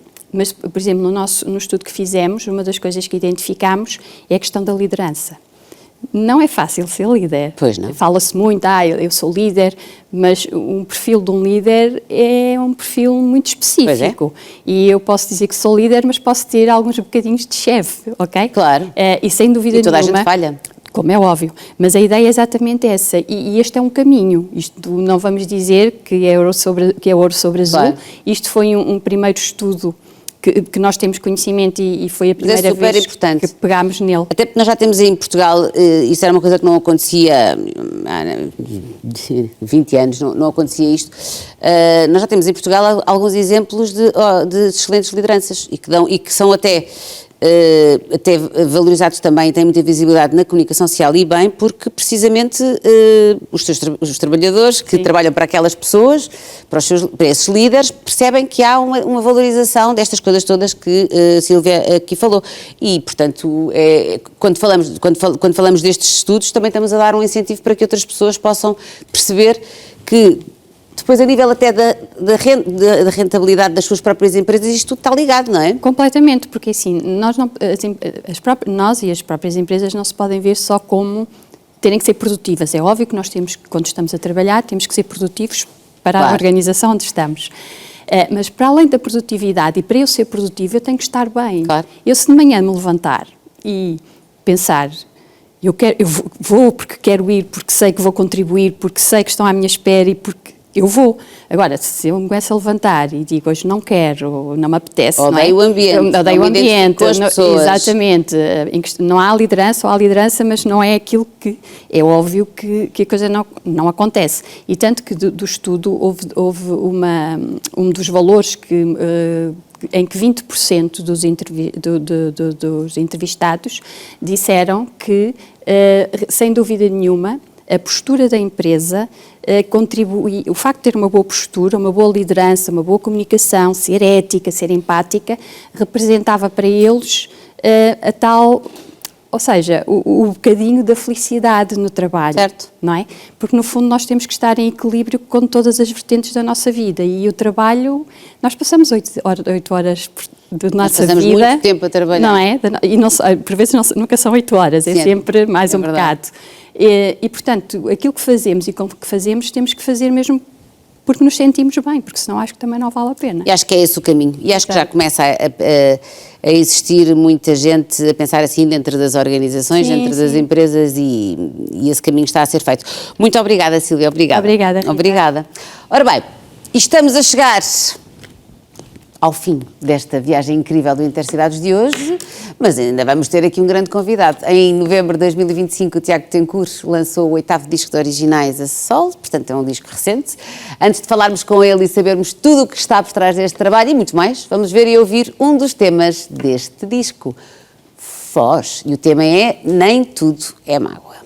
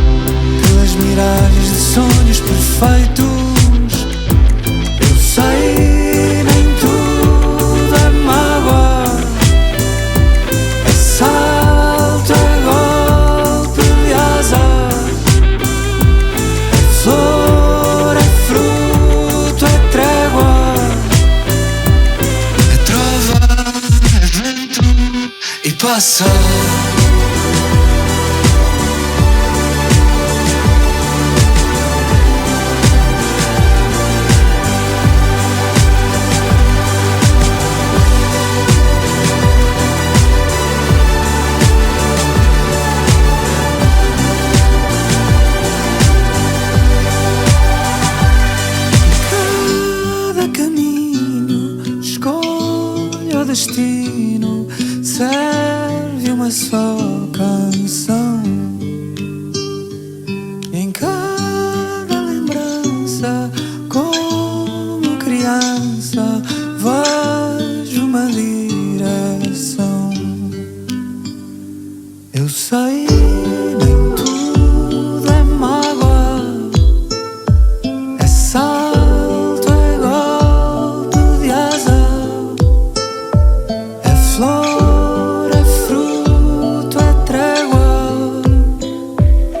A guerra é fogo, é água, é sol, é chuva. Tiago, estamos aqui a rir, estavas-me a dizer que este videoclipe é assim um conceito diferente, não é? Porque percebeste que as pessoas, na maior parte das vezes, olham para os videoclipes e nem estão a ver grande coisa, não é? Não, eu acho que sei, antes havia a MTV, agora há o YouTube, mas eu acho que as pessoas já nem sequer olham para o que está a acontecer no YouTube. Ouvem só querem ouvir a música. Só ouvem. E por isso eu pensei, vou deixar de gastar dinheiro em videoclipes. Então comecei a fazer umas coisas assim mais low budget. Mas a verdade é que grande parte dos videoclipes da minha vida são coisas assim mais low budget. Lembro-me do Fatboy Slim, não sei se tu te lembras, que eram uns loucos a dançarem num centro comercial, a fazerem uma que foi famosíssimo. Isso deve ter custado, sei lá, $10. Sim, pouquíssimo. Sim. E este aqui foste tu, portanto, a passear pela rua, foi isso que aconteceu? O passeio? Primeiro fui fazer uma caminhada à Serra da Rábida. Muito bem. E depois pensei, bem, se calhar isto é uma boa oportunidade de começar um videoclipe. E depois o resto foi lá ao pé de casa e usei algumas imagens de um retiro que fiz na Suíça, em Bruzon. De yoga? Não. Mas tu andas na yoga. Por acaso ando. Eu sei. Vai, agora voltei, estou... Estás todo partido? Não, tu não, estou impecável, estou impecável. Um retiro de quê? Foi uma parceria com o turismo da Suíça e o objetivo era ir durante 2 semanas para um chalé em Bruzon, que é uma aldeia muito bonita, e tinha lá uns instrumentos e no fundo estive a pensar no que é que poderia ser este álbum. Isso é giro. Foi sim, um retiro de composição. Faz uma residência artística na Suíça num chalé, que chique. Foi muito chique. E foi aí que surgiu parte deste álbum? Foi aí que eu percebi mais ou menos a direção para onde é que ia. Já tinha as coisas mais ou menos compostas, mas foi bom para no fundo perceber onde é que fica, será que preciso mais um refrão, será que preciso mais um verso nestas músicas, não sei o quê, que tipo de sons é que quero. Recebi uma mensagem muito engraçada do Tiago Guilherme, que é um amigo meu, que também é artista, não sei se conheces, Tiago Cavaco. Ele tem dois alter egos, o Tiago Guilherme e o Tiago Cavaco. Sim. Da turma do Samuel Lúria, começaram todos juntos. Blogs, começaram nos blogs. Exatamente, todos. Era a voz do deserto, já sei perfeitamente quem é que... Isto, a minha memória é antiga, mas ainda se lembra das coisas. Ele mandou uma mensagem muito bonita a dizer para eu não, quando voltar, não me esquecer da beleza toda e e continuar com isso no resto do álbum. Sim. Eu depois vim para cá fazer o resto do álbum e tive sempre essa ideia na cabeça. Olha, mas chama-se Foz, portanto foi num chalé suíço, mas porque há uma música que se chama Foz. Foi só por isso? Foi só por isso. Nenhuma ligação à Foz? Do Porto? Sim. Não. Não há. Não, no fim dos meus discos eu penso sempre o que é que eu vou chamar ao disco. Sim. Porque eu nunca tenho grande conceito para os discos. E se há uma música que tem nome de disco, acaba por ficar. O que é nome de disco, Tiago? Imagina, há um álbum que se chama Do Princípio. Há uma música que se chama Do Princípio. Pensei, isto é um bom nome de álbum. Isto fica digno. Fica digno. E Foz é um grande nome de álbum. Pensei, grande pinta. Depois arranjo uma desculpa nas entrevistas. Exato, mas isso é perfeito, eu acho isso ótimo. Olha, e o Foz fala, já agora, só para saber, esta música Foz fala sobre a Foz, ao menos? A música Foz, sobre a Foz o quê? Do Porto? Que Foz? Não, uma Foz cria uma imagem, Rita, é uma metáfora, não é nenhuma Foz específica. Pode ser Foz da Orelha. Não é Foz da Orelha. Não é uma imagem, é uma... Não fala de nada. Está a perceber o teu processo... Que zona é que fala? Exato, o teu processo criativo. Mas o teu processo criativo é sempre muito difícil. Foz do Lisandro? Não. Não.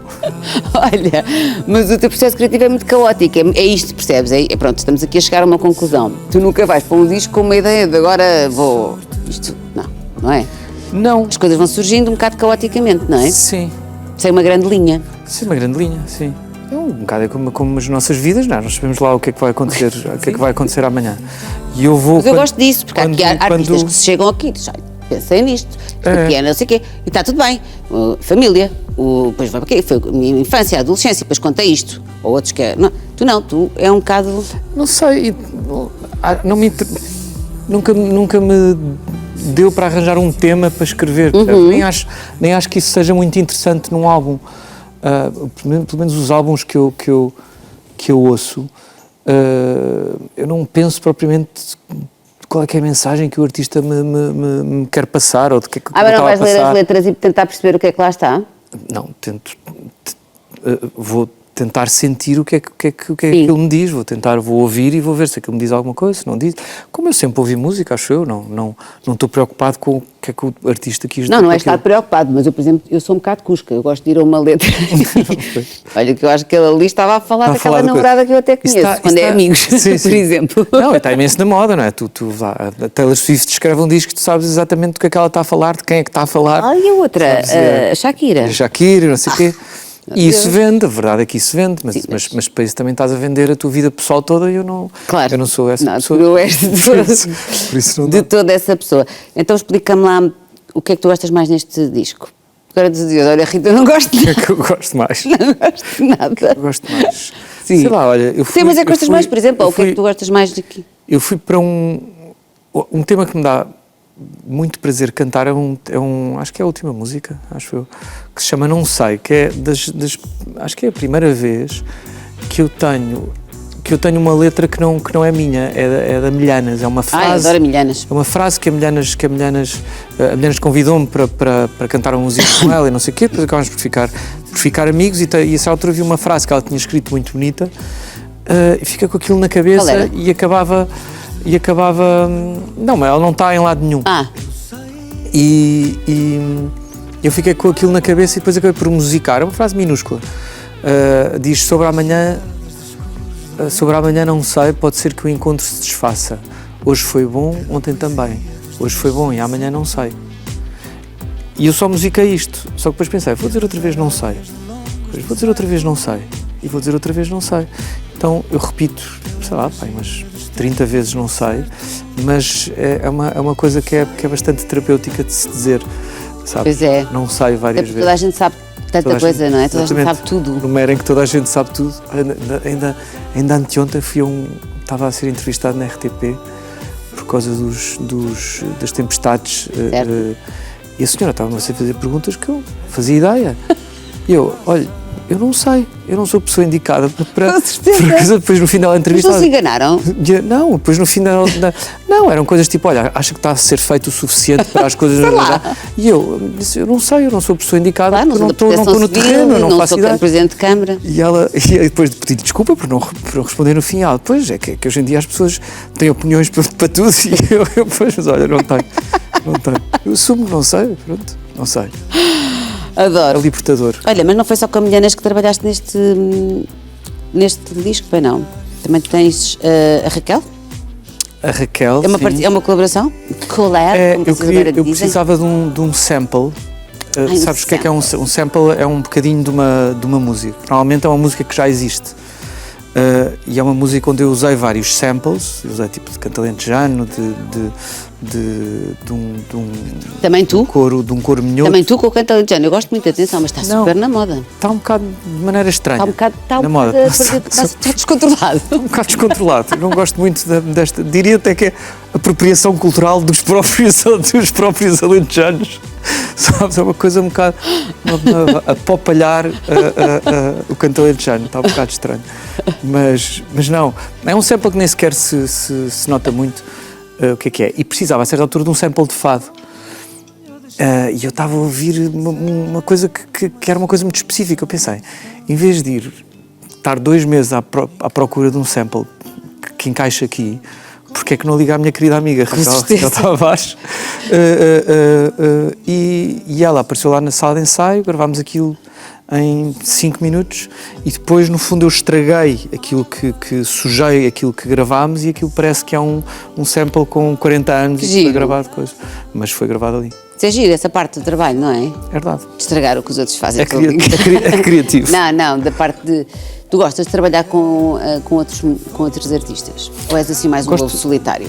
Sou bastante lobo solitário, mas de vez em quando gosto muito, sim. No fim deste álbum eu fui ter com o Fred Ferreira, que acabou por coproduzir este álbum também, e é uma pessoa com quem eu já colaborei muitas vezes. Eu acho que ele grava em quase todos os álbuns que eu gravei, vai sempre lá gravar uma bateria. E é uma pessoa em quem eu confio muito. É o filho do Kalu? É o filho do Kalu. E como é que é? Porque eu não sei, como eu feitio, não sei se isso ia correr bem. O quê? Não é por ser o filho do Kalu, que eu adoro o Kalu.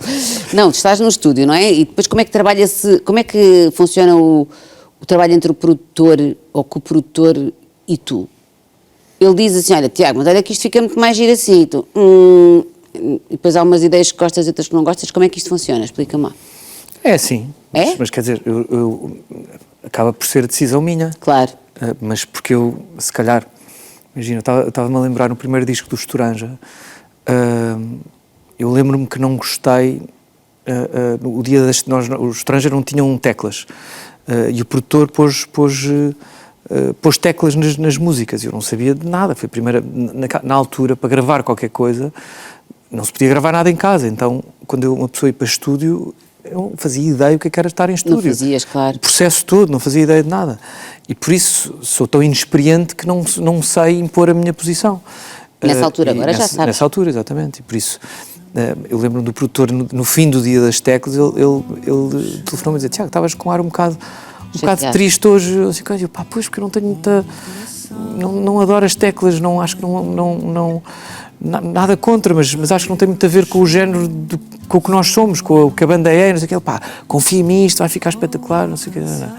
Ainda hoje eu arrependo-me do álbum ter teclas. Isso é tão giro e é bonito partilhar isso, porque também faz parte do nosso crescimento, que também há coisas que eu penso assim, mas porquê é que eu naquela altura não tive coragem para dizer que odiava aquela maquilhagem que me fizeram no Festival da Canção? Em todas as áreas. É importantíssimo. Em todas as áreas. Em todas, não é? Sim. E podemos dizer de uma forma educada, mas quer dizer, é importantíssimo que seja uma expressão daquilo que nós somos, não é? O que o trabalho seja uma expressão daquilo. Acho que sim, quanto mais experiência temos, mais lata temos, não é?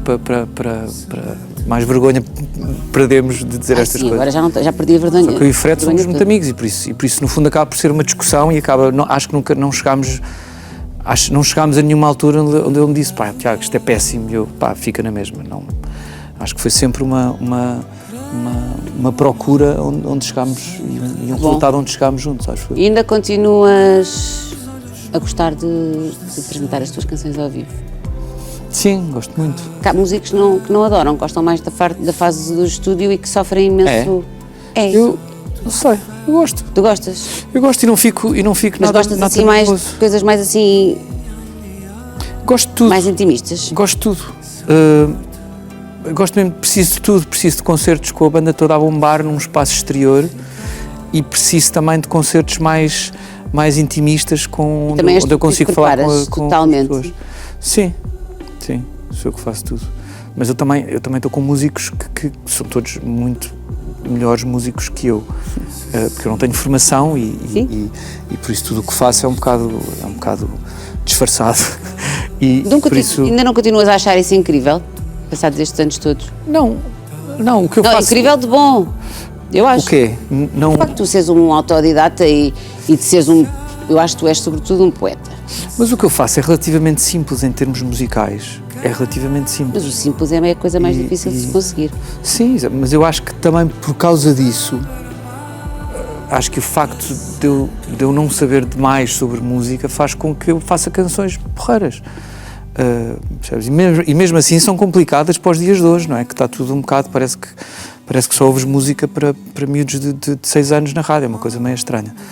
Por isso a minha escola são as minhas referências, são a música que eu fui ouvindo e percebendo, e olha, eu gosto desta música porque me tira assim do sítio, porque os acordes são um bocadinho diferentes. Certo, mas tu aí estás a pensar na música, eu estou a pensar nas tuas letras, que são sempre, a meu ver, muito... Ou seja, tu tens uma marca. Nós sabemos exatamente quando estamos a ouvir o Tiago Betancourt. Eu acho que isso é bom, acho que isso é ótimo. Mas acho que não é pelas letras, é pela voz. Também. Se fosse uma letra minha, se calhar não ias saber que era minha. Não sei. Eu acho que é pela maneira como... Pode ser uma boa questão. É um desafio. Acho que é pela maneira como tu cantas, mas também é por alguns poemas. Sim. Talvez, quer dizer que eu me repito muito, é isso? Não. Não, quer dizer que eu acho que tens alguns temas, não achas que tens alguns temas mais recorrentes? É possível, sim, deve ter. Então que não sabes quais é que são. Não sei lá, é muito, eu falo muito sobre a nossa fragilidade, sobre eu tiro fotografias a momentos das nossas relações, falo sobre aquilo que me inquieta na sociedade sem ser demasiado específico por isso, sim, acabo por estar sempre à volta desses temas. E muito bem. Olha, Tiago, aquela pergunta do fim, queres que tens alguma coisa que queres dizer? Já muito foi. rápido. Mas foi bom, foi. Vi eu. Até Óbidos. Até Óbidos de Mota. Mas foi um quarto de hora, mas não, não foi incrível? Muito pouco. Estás triste? Tens-me dado para uma conversa maior. Tens uma conversa maior neste canal? Tenho, por acaso tenho. Então vá. Podemos depois marcar outra conversa maior. Tá bem, mas tá olha, combinado. onde é que vais andar? Tens alguma coisa para dizer às pessoas que queiras dizer? Tipo, datas, aquelas coisas que são importantes para vocês? Não sei, olha, acho que só o convite para ouvirem este álbum, que é um álbum assim um bocadinho diferente. Eu acho que as pessoas ficam sempre um bocadinho chocadas quando eu lanço um álbum, porque nunca é aquilo que eles estão à espera. Nunca é uma nova morena, um novo Se Me Deixasses Ser, ou uma nova carta, ou seja o que for. E por isso demora sempre a chegar às pessoas. Mas eu gosto muito deste álbum, estou muito orgulhoso. É bastante diferente, é mais eletrónico. E por isso é para respirar fundo e ouvir com cuidado. Por isso dei um bocadinho de tempo ao novo disco do Tiago. Obrigada, querido. Beijinhos, foi um gosto. Até amanhã. Até amanhã. Dos tempos incertos, eu sei.